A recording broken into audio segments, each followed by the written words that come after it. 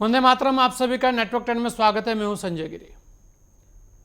Bharat America के राष्ट्रपति Donald Trump के द्वारा आप देखिएगा कि ट्रंप बीते दिनों से सबसे ज़्यादा चर्चा में है। डोनाल्ड ट्रंप हो भी क्यों ना, एक तो उनके बयान ही इतने आते हैं, दूसरी बात जो उन्होंने 50% अपना जो टैरिफ लगाया है, जो टैरिफ संग्राम चल रहा है, उसमें वो लगातार भारत को दबाने की कोशिश करते नजर आ रहे हैं। लेकिन भारत ने भी साफ कहा है कि वो किसी भी दबाव में नहीं आने वाले। आखिर ट्रंप लगातार टैरिफ को लेकर क्यों इतने ज़्यादा अड़िग गए? और खासकर अगर देखा जाए तो डेयरी और कृषि क्षेत्र में जो अमेरिका भारत में प्रवेश करना चाहता है वो एक बड़ी चीज़ है।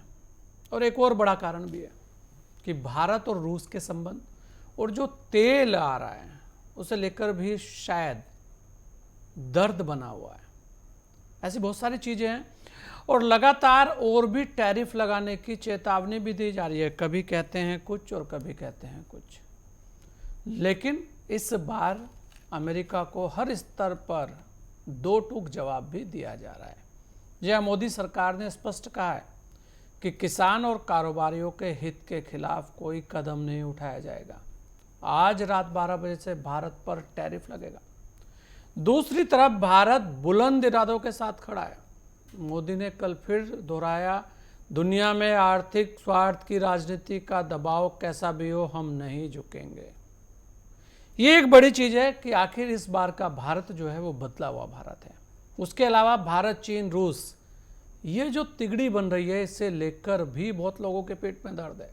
और इसी पर आज हमारी खास चर्चा है। हमारे साथ डॉक्टर करोड़ी सिंह जी अंतर्राष्ट्रीय मामलों के जानकार हैं, आकाश जिंदल जी आर्थिक मामलों के जानकार हैं और विपिन शर्मा जी हैं वरिष्ठ पत्रकार हैं। आप सभी लोगों का बहुत बहुत स्वागत है। मैं आकाश जी सबसे पहले आपके पास आ रहा हूं। आकाश जी, आखिर ऐसा कौन सा कारण है कि जो अमेरिका के राष्ट्रपति हैं डोनाल्ड ट्रंप साहब, उनको दर्द थोड़ा ज़्यादा हो रहा है और खासकर भारत जब जब आंखें दिखा रहा है तो दर्द और ज़्यादा बढ़ता जाता है? क्या लगता है आपको जी? देखिए, ये दर्द उन्हीं का खुद का दिया हुआ है, उस दर्द की दवा भी उन्हीं के पास है। आज की तारीख में है क्या, हमारे ऊपर बात क्या की जा रही है कि जी हमने रशिया से क्रूड ऑयल लिया है। रशिया से खुद America itself is buying lot of things from Russia. Europe जो है रशिया की गैस के बिना सरवाइव नहीं कर रहा है। ह्यूज क्वांटिटी में वहां से गैस परचेज की जा रही है, पाइपलाइंस के थ्रू दे आर परचेजिंग। इस तरह का ट्रांसफर एग्रीमेंट है। चाइना जिसपे टैरिफ रिलैक्स किए गए हैं, ह्यूज क्वांटिटीज में क्रूड ऑयल बाय किया जा रहा है। और जबकि हमारा तो Russia, we are old friends of Russia, Russia के साथ हमारी फ्रेंडशिप डेकेड्स पुरानी है। तो अगर हम अपने पुराने फ्रेंड के साथ कुछ डीलिंग कर रहे हैं तो उससे उनको क्या दिक्कत है? दूसरा, यूएस को ऑलरेडी कुछ बहुत प्यारे गिफ्ट मिल चुके हैं टैरिफ की वजह से। जनता को जनरली ये इंप्रेशन है कि these tariffs are working against India. मैं क्लैरिफाई कर दूं, सबसे पहले तो यूएस की इन्फ्लेशन, उनके खुद के नागरिकों की महंगाई बढ़ गई है टैरिफ की वजह से। बिकॉज टैरिफ लगे किस पे हैं, इसको सिंप्लीफाई करूं, tariff end of the day उनके अपने इंपोर्टर पे लगे हैं, यानी उनका अपना कंज्यूमर महंगा सामान ले रहा है। अब रातों रात ये तो है नहीं है कि वहां फैक्ट्री लग जाए और सब्स्टिट्यूट बनना शुरू हो जाए। दूसरा, वहां पे जीडीपी ग्रोथ स्लो डाउन हो गया है क्योंकि बहुत से प्रोडक्ट्स हमारे ऐसे थे वहां एज रॉ मटेरियल जाते थे, तो इंडस्ट्रियल प्रोडक्शन डाउन हो गया है क्योंकि इंडस्ट्री तो इतनी प्राइस सेंसिटिव होती है, जैसी रेट बढ़ता है प्रोडक्शन गिरता है। एम्प्लॉयमेंट वहां पे कम हो गई है। जॉबलेस क्लेम का एक कॉन्सेप्ट होता है यूएस में, anybody who doesn't have a job he can apply for money, that I am jobless so I should get compensation. वो बढ़ गए हैं वहां पे। और इसी कारण आकाश जी उनका वहां पर भी विरोध हो रहा है। आप देखेंगे इसी कारण उनका वहां पे विरोध हो रहा है। वहां खुद उनका विरोध हो रहा है क्योंकि यूएस के लिए, देखिए यूएस दर्शकों को एक चीज बता दूं बड़ी इंटरेस्टिंग है। यहां दर्शकों को ये इंप्रेशन है कि यूएस तो बहुत पावरफुल इकोनॉमी है, बहुत कामयाब है। पावरफुल जरूर है, बड़ी जरूर है, लेकिन वो इकोनॉमी पिछले 3 साल से बहुत कमजोर इकोनॉमी है। दर्शकों को डेटा दे दूं, रशिया यूक्रेन वॉर स्टार्ट होने के बाद 2 क्वार्टर्स यूएस की जीडीपी ग्रोथ नेगेटिव में, माइनस में गई। रशिया यूक्रेन वॉर स्टार्ट होने के बाद यूएस में एक कॉन्सेप्ट है डेट सीलिंग, कि यूएस एज एन इकोनॉमी कितना कर्जा ले सकता है, उन्हें उस यूएस डेट सीलिंग को सस्पेंड करके उसके बियॉन्ड कर्जा लेना पड़ा ताकि अपना खर्चा चलाते रहे। तो यूएस कर्जे में कितना गहरा धंसता जा रहा है ये जनता समझ ले। तीसरा, यूएस हमें लगता है कि बहुत पावरफुल इकोनॉमी, कामयाब इकोनॉमी है। वो इकोनॉमी डेफिसिट इकोनॉमी, डेफिसिट दर्शकों को समझा दूं, जहां कमाई कम खर्चा ज्यादा है। तो यूएस को खुद रिवाइवल की जरूरत थी और सबसे बड़ी प्रॉब्लम जिससे वो फाइट कर रहे थे वो इन्फ्लेशन थी। वही इन्फ्लेशन उन्होंने अपने पल्ले और डाल ली है। तो दर्शकों को बता दूं, पहले तो ये टैरिफ जो है मेंटेनेबल और सस्टेनेबल नहीं है यूएस के एंगल से। जहां तक हिंदुस्तान की बात, अब हिंदुस्तान क्या करेगा, जो तमाम चैनल सुबह से मुझसे पूछ रहे हैं, हिंदुस्तान की बात है, हमने और टाई अप ऑलरेडी कर लिए हैं। यूके के साथ हमारे टाई अप हो गए हैं, यूरोप की 4 कंट्रीज के साथ टाई अप हो गए हैं, और दर्शक के साथ जान के हैरान होंगे, यूएस हमारा सबसे बड़ा ट्रेडिंग पार्टनर नहीं है, बिजनेस पार्टनर नहीं है। ठीक है, चाइना के साथ हमारे कुछ और विवाद हैं, सीमा के विवाद हैं, चाइना को लेके भी हमारे मन में कुछ खटास है, बट टैरिफ से कई महीने पहले से सबसे बड़ा ट्रेडिंग पार्टनर हमारा चाइना रहा है। यूएस को नहीं भूलना चाहिए कि we are sharing a huge border with China. तो लॉजिस्टिक्स जो है हमें बहुत सस्ते पड़ते हैं, यूएस तो इतना दूर पड़ता है हमसे। चाइना के साथ जैसे हमारा कारोबार बढ़ रहा है, एससीओ समिट में जाया जा रहा है, तो चाइना के साथ बिजनेस बढ़ेगा तो हमारा लॉजिस्टिक्स और ट्रांसपोर्टेशन कॉस्ट तो बहुत कहीं कम ना है। कहीं अगर बॉर्डर ट्रेड खुलता है आकाश जी, तो उससे और बेनिफिट होगा भारत को, और सस्ता होगा सामान। जी वही तो बात है, चाइना तो बिल्कुल हमारे पड़ोस में बैठा है। हाँ। चाइना के कई मैन्युफैक्चरिंग पॉइंट तो हमसे सिर्फ 250-300 किलोमीटर दूर है, तो हमारे लिए तो जो है बहुत आसान हो जाएगा। फिर चाइना के साथ हमारा रिलेशन भी अच्छा हो रहा है। मानता हूं यही चाइना तो की सबसे फितरत, बड़ा दर्द है वो ना, चीज मुझे मानता लगता हूं। है 1962 से लेके जो अब तक चाइना ने किया है, वो बातें हर साल हिंदुस्तानी जानता है, पहचानता है, हिंदी चीनी भाई भाई भी याद है। बट आज की तारीख में व्यापार को देखें, RIC, रशिया इंडिया चाइना एक ऐसा टाइप है जिससे अमेरिका को घबरा रहा है। सीधा सीधा शब्द यही है कि घबराया हुआ है अमेरिका, कि कहीं अगर ये तिगड़ी बन जाती है तो कहीं ब्रिक्स करेंसी ना आ जाए। एक और बड़ी दिक्कत है कि डॉलर की क्या स्थिति रहेगी। ऐसे बहुत सारे सवाल हैं। डॉक्टर करोड़ी सिंह जी, अगर आप देखें तो जब टैरिफ का आज रात से, क्योंकि कह रहे हैं लग जाएगा, उसके बाद अगर हम देखें तो भारत पर इसका क्या असर आपको लग रहा है, और कौन कौन से ऐसे क्षेत्र हैं जो इससे प्रभावित होते नजर आ रहे हैं? और उसके अलावा अगर ये तिगड़ी बनती है जिसकी हम बात भी कर रहे थे, इस तिगड़ी के बाद जो डॉलर की स्थिति है, क्या वास्तव में वो और ज्यादा कमजोर होगी? जी देखिए संजय जी, भारत में जो स्मॉल और मीडियम लेवल के एंटरप्राइजेज हैं उन पे बहुत ज़्यादा असर पड़ेगा। लेकिन भारत में एक चीज हमने हमारे शास्त्रों में भी, हमारे दर्शन में भी पढ़ी है कि निराश होने के बाद में, जो निराशा के बाद होता है वो क्रांतिकारी परिवर्तन होता है। और इसीलिए गीता में विषाद को योग कहा गया है कि आप ज्यादा निराशा में जाएंगे, विषाद में जाते हैं तो वो एक योग के रूप में इमर्ज होता है और उसमें फिर क्रांतिकारी परिवर्तन होते हैं। तो भारत के सामने एक बहुत बड़ी चुनौती सामने आई है टैरिफ को लेके। लेकिन हम जो मीडिया में बातचीत कर रहे हैं, वो टैरिफ को हम कह रहे हैं चाइना पे क्यों नहीं लगा रहा, दूसरे देशों पे क्यों नहीं लगा रहा, यूरोप पे इतना क्यों नहीं लगाया, और उधर से एक्सप्लेनेशन, ऑफिशियल एक्सप्लेनेशन आ रहा है अमेरिका की तरफ से। विशेष रूप से उनके 4 जो नेता हैं, एक रूबियो हैं, स्कॉट बेसेंट हैं, कैरोलिना लिवेट हैं जो व्हाइट हाउस की स्पोक्स पर्सन हैं, और पीटर नोरो हैं, ये सब एक्सप्लेनेशन दे रहे हैं। वो ये कह रहे हैं कि रशिया के यूक्रेन के संकट को भारत बढ़ा रहा है और भारत वहां से रशिया से तेल ले रहा है। चाइना केवल 13% लेता था, 16% हुआ चाइना का। इंडिया 1% लेता था, 42% लेने लग गया, और इंडिया उसको रिफाइन करके एक्सपोर्ट कर रहा है। तो इंडियन जो कॉर्पोरेट सेक्टर है और इंडियन जो पब्लिक सेक्टर की कंपनियां हैं वो इससे फायदा उठा रहे हैं, प्रॉफिट ले रहे हैं। ये एक्सप्लेनेशन अभी तक सामने आया है, लेकिन ये पर्याप्त नहीं है मेरे ख्याल से। इसके अलावा ट्रंप का जो बेस है, जिस मागा के नाम से, मागा का जो सपोर्टर है, ग्रुप है, वो सबसे बड़ा दबाव बना रहा है।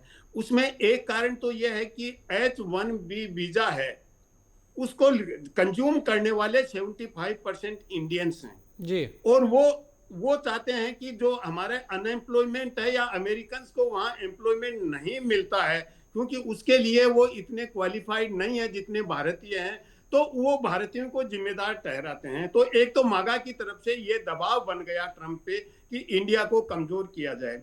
दूसरा यह कि ट्रंप ने ये सोचा कि इंडिया को से मैं हर टर्म्स एंड कंडीशंस मना लूंगा, और इसीलिए भारत के प्रधानमंत्री को उन्होंने चौथे हेड ऑफ द गवर्नमेंट के नेता को रूप में बुलाया था, और एक बहुत बढ़िया एक संयुक्त वक्तव्य भी जारी हुआ जिसमें 500 बिलियन का 5 साल में करने का था ट्रेड को, और भी बहुत सी बातें हुई। बहुत अच्छा वो जॉइंट वक्तव्य था। लेकिन उसके बाद जो ट्रेड डील चला, वो जो 5 राउंड में भी कुछ नहीं हुआ, तो ट्रंप और ज्यादा इरिटेट हो गए। वो ये मान के चल रहे थे कि भारत को मैं जैसा चाहूंगा मना लूंगा, और वो इसलिए चाहते थे कि एक ट्रंप का सपोर्ट बेस है वो अमेरिकन फार्मिंग कम्युनिटी है, और इंडिया बहुत बड़ा मार्केट हो सकता है फार्मिंग गुड्स का, जो फार्म प्रोडक्ट्स हैं वहां के। लेकिन इंडिया अपने फार्मर्स को, अपने जो स्मॉल स्केल एंटरप्रेन्योर्स हैं उनको प्रोटेक्ट करना जरूरी है। और दूसरा उसमें हमारी दूसरा कल्चरल मामला भी है, क्योंकि वो गायों को कुछ नॉन वेज चीजें खिलाते हैं, उससे फिर जो प्रोडक्ट मिल्क प्रोडक्ट होते हैं वो हमारे यहाँ कल्चरल और जो रिलीजियस सेंटिमेंट है उसको भी हर्ट करता है। तो इस तरह से भारत उनको इतना खुला छूट नहीं दे सकता। तो वो जो एग्रीकल्चरल कम्युनिटी है वहां की, जो वो भी उनके मागा का एक बेस है, तो उसका भी एक दबाव है। तीसरा है कि भारत का बहुत बड़ा मार्केट है, तो वो ये चाहते थे कि भारत को दबा के इतना बड़ा मार्केट मैं अपने हाथ में ले लूंगा। एक स्ट्रेटेजिक रीजन भी है, वो ये मान के चल रहे थे, ये अमेरिका की पुरानी स्ट्रेटेजी है, भारत को चीन के विरुद्ध यूज करना।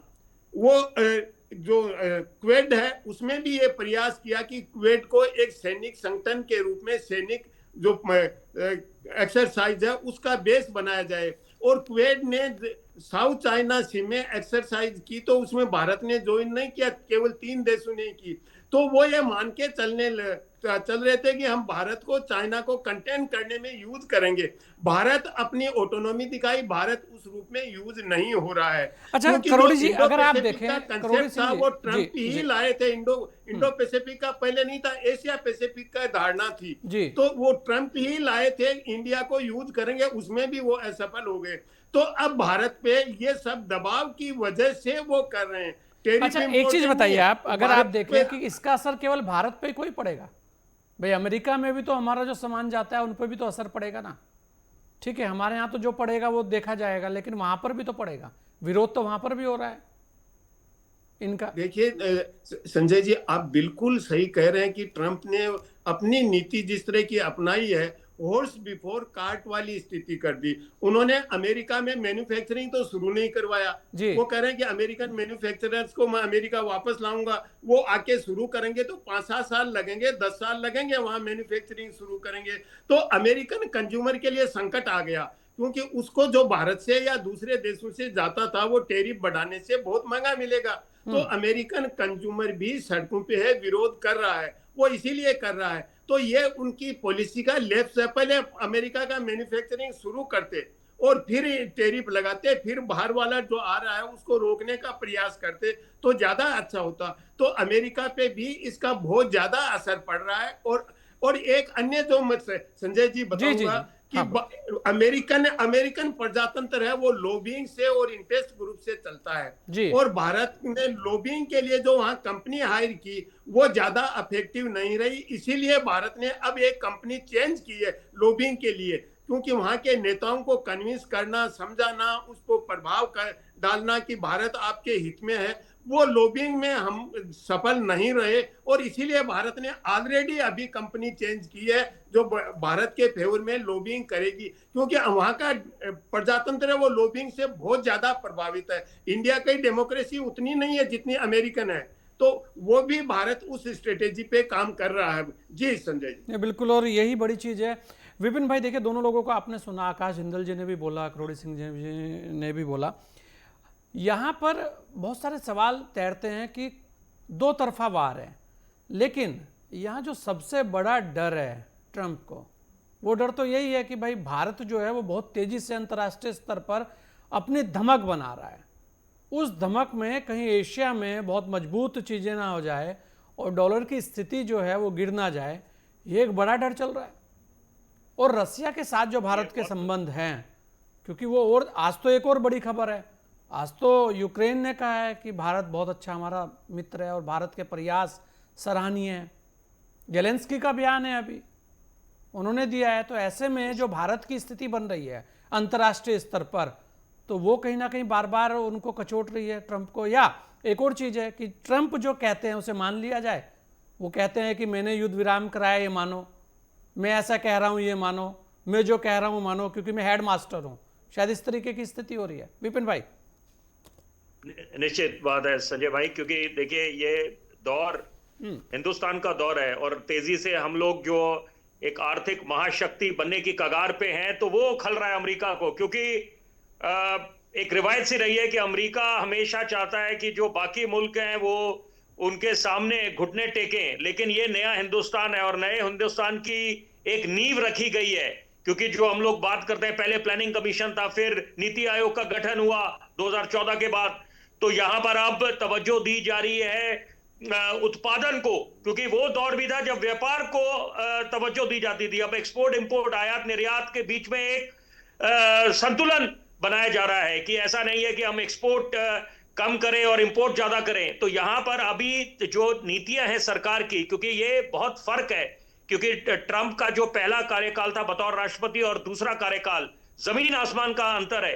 क्योंकि देखिए टैरिफ की बात तो वो पहले भी करते थे, धमकियां देते थे, लेकिन यहां पर उनपे भी अच्छा खासा दबाव है कि चुनावी मैदान में जाकर जब डेमोक्रेट्स और रिपब्लिकन्स के बीच में तीखी बहस हुई, तो वहां पर हिंदुस्तान ने समर्थन करा था कि यहां पर हम चाहते थे कि यहां पर डोनाल्ड ट्रंप आए। लेकिन यहां पर अब यू टर्न जो ले रहे हैं, बार बार यू टर्न लिया जा रहा है। वो भले ही अपनी आवाम को खुश करने के लिए बोलते हैं, मेगा की बात करते हैं, लेकिन हिंदुस्तान का ध्यान केंद्रित है मीगा पे, मेक इंडिया ग्रेट अगेन। वो अगर बात करते हैं मेक अमेरिका ग्रेट अगेन, उनको भूलना नहीं चाहिए कि जो पहले रिसेशन, आर्थिक मंदी का जो दौर विश्व को देखना पड़ा, वो उनकी जो आपस में तनातनी थी चीन के साथ, ट्रेड वॉर जो चला, उससे कई आर्थिक महाशक्तियों पे सीधा असर पड़ा। तो यहां पर यह दौर होना चाहिए कि आप कंसेशंस दें, तभी आप रिसेशन को दूर कर सकते हैं।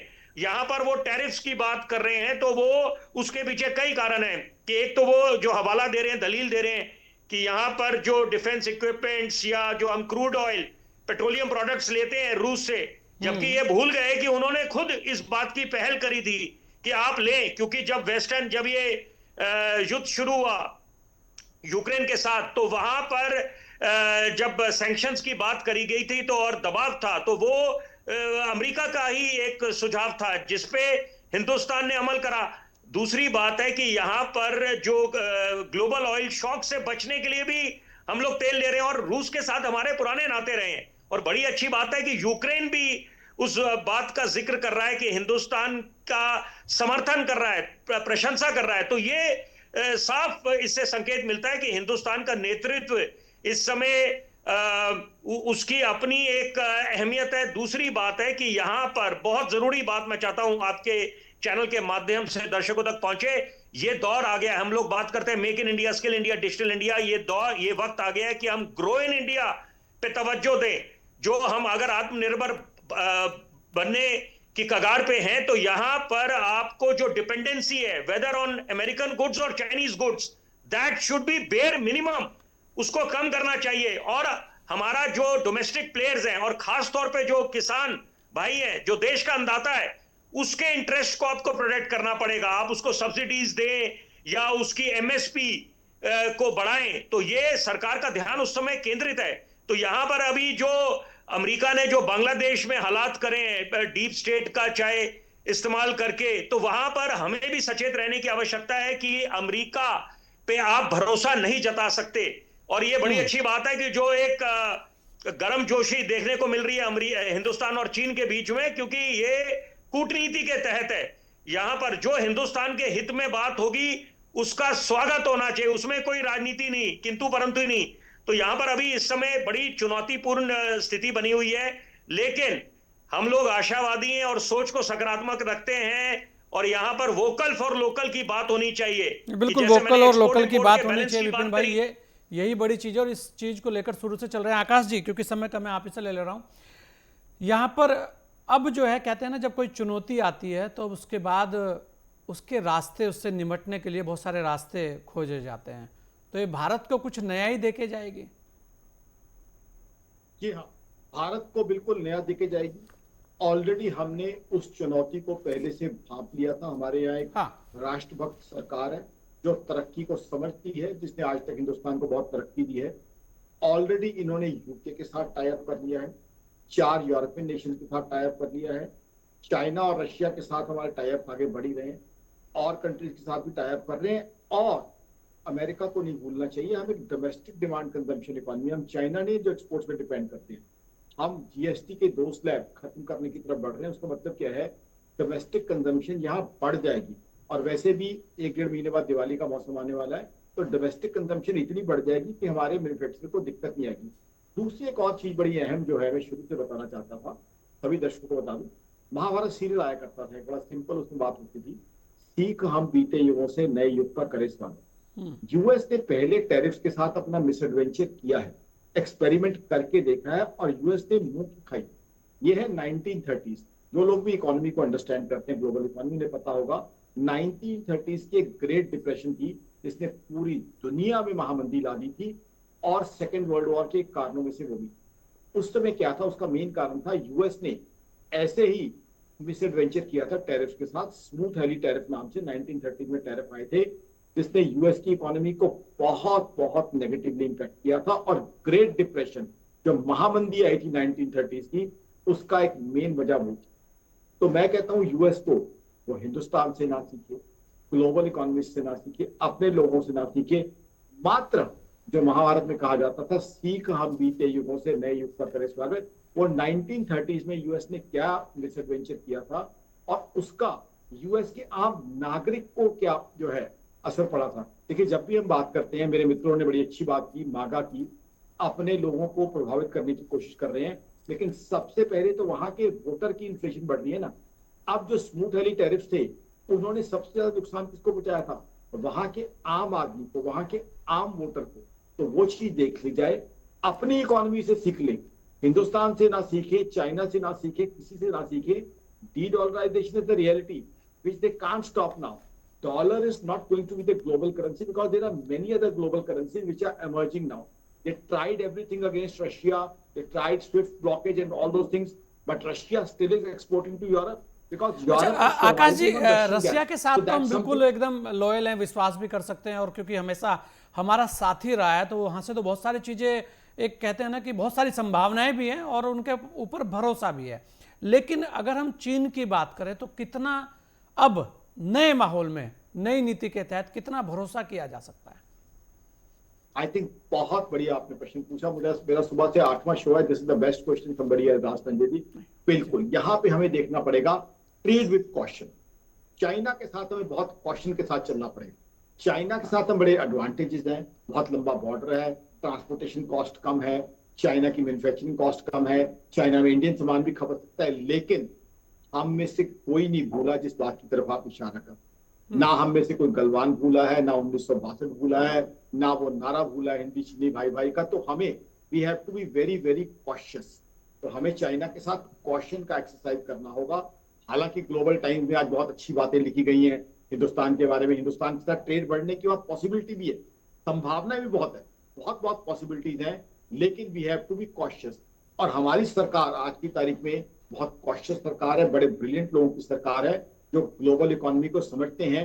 हम किसी तरीके से भी चाइना के OBOR, one belt one road जैसे ट्रैप में नहीं आएंगे, ना ही उनकी उन बातों में आएंगे। चाइना ताइवान के साथ क्या कर रहा है उसको लेके भी हिंदुस्तान की ग्लोबल पॉलिसी में मेरे हिसाब से कोई शिफ्ट नहीं आएगा। तो हमें उनके साथ एक बहुत ही श्रीयूड बिजनेसमैन की तरह डील करना है।